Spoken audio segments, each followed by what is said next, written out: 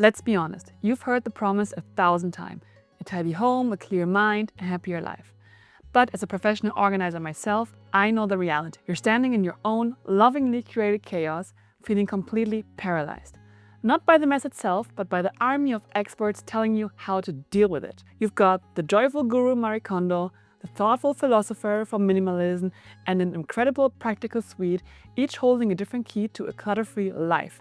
But which one actually unlocks happiness? And what if you're choosing the wrong one just leaves you right back where you started, but with less stuff and the same feeling of being overwhelmed?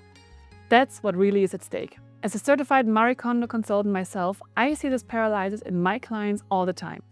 They want that transformation from overwhelmed to overjoyed, but they're stuck. So I decided it was time to stop wandering and start a little experiment. I turned my own apartment into a lab to put these 3 powerful ideas into the test. And my mission is to solve the happiness mystery.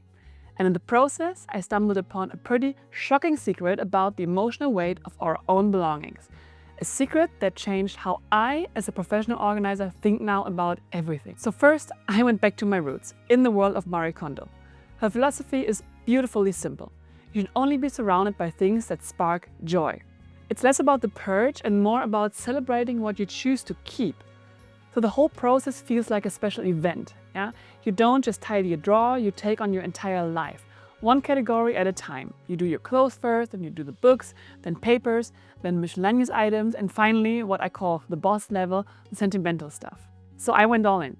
I piled every single piece of clothing I own onto the bed, and the resulting mountain was a monument to years of impulse and buys and questionable trends and clothes for a someday version of me that hadn't shown up yet and probably never will.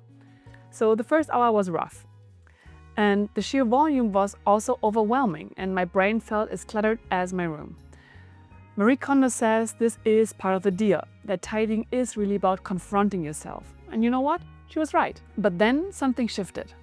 I picked up a soft, worn-out sweater. It wasn't fancy or expensive, but holding it, I felt this genuine warmth, a little flicker of, what she calls joy. And then I grabbed the dress I spent way too much on and never felt good in.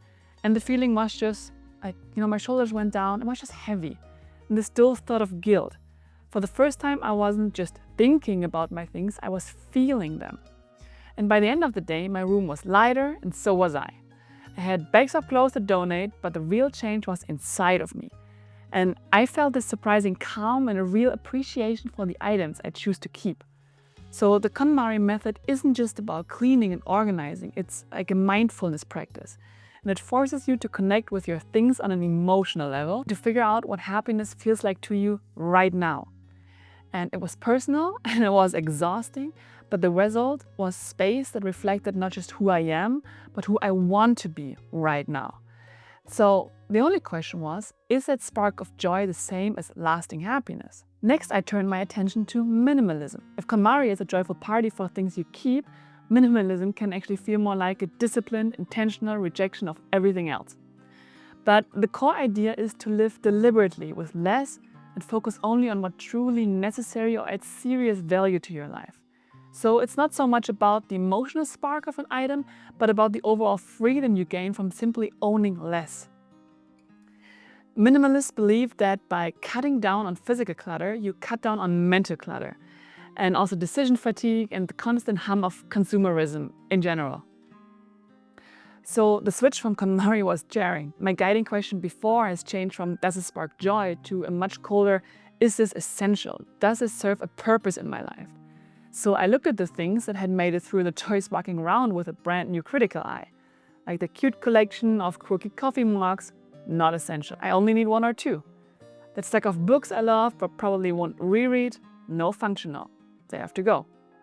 So this felt less like an emotional journey, but more like a logical, almost surgical procedure. The result was space. So much space. My apartment felt bigger and quieter and was undeniably easier to clean also. So essentially, I was spending less time managing my possessions and I had more mental energy for other things, the important things in life. But also I couldn't shake a creepy feeling of sterility. Like while my space was perfectly orderly, I felt less like me. Minimalism at its most extreme brought a sense of peace and clarity, but I worried it was stripping away my personality and memories and the beautiful but non-essential quirks that make a house feel like a home. So the happiness here felt like calm and efficiency, but also a stark contrast to the vibrant emotional joy from the KonMari experiment. So before we get to the final and maybe most profound philosophy, I would love to hear where you stand.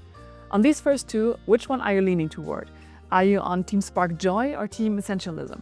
Let me know in the comments below if you're finding this little investigation helpful. A like, a subscribe would be amazing so you don't miss what happens next. And this brings me to the last stop on my decluttering tour, the one with the admitted intense name Swedish Death Cleaning, or Döstädning. And at first, that name is a little unsettling, right?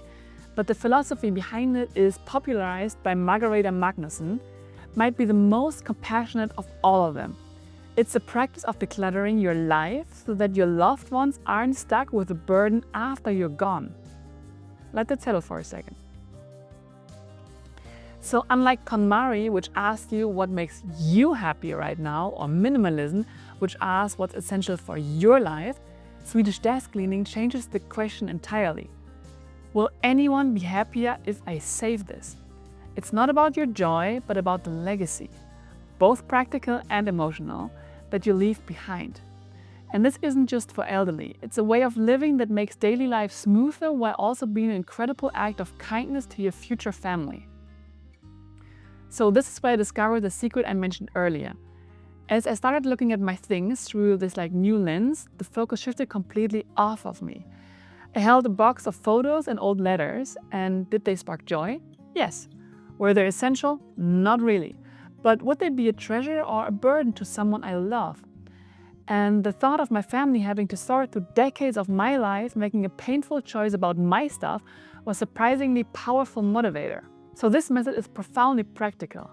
You organize your important documents, you let go of things that have meaning only to you, and you might even start giving precious items to loved ones now so you can actually see the joy that brings them. It's a slow and thoughtful curation of life. And here's a secret I uncovered.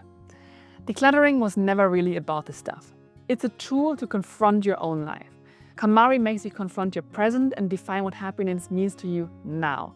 Minimalism makes you confront your priorities and also define what is truly essential to your existence. But the Swedish Death Cleaning, it makes you confront your legacy, your own mortality. It asks you to see your life as a story that has been written and to decide how you want that story to be read by others.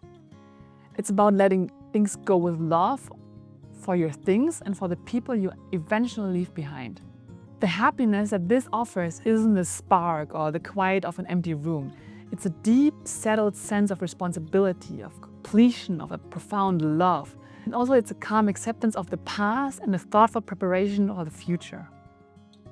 After weeks of sorting, questioning, and a whole lot of self-reflection, which philosophy solved the happiness mystery?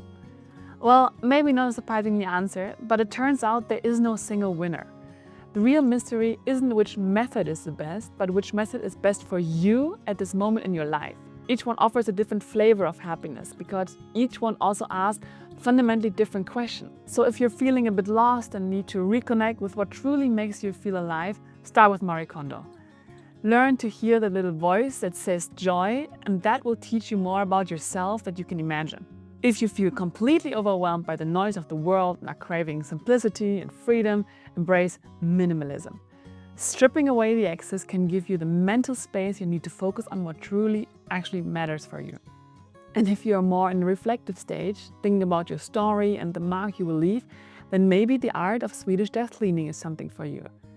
Because this really offers a really strong path to your own peace and a way to make your final act one of love. And so, the big secret I learned is that our relationship with our stuff is just a mirror. It reflects our past anxieties, our present joys, and our hopes for the future, or maybe also fears for the future.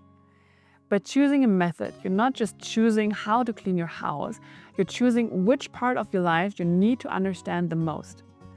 True happiness, that's what I discovered, isn't found in a perfectly empty room, but in the wisdom that you gain from finally asking why it was full in the first place.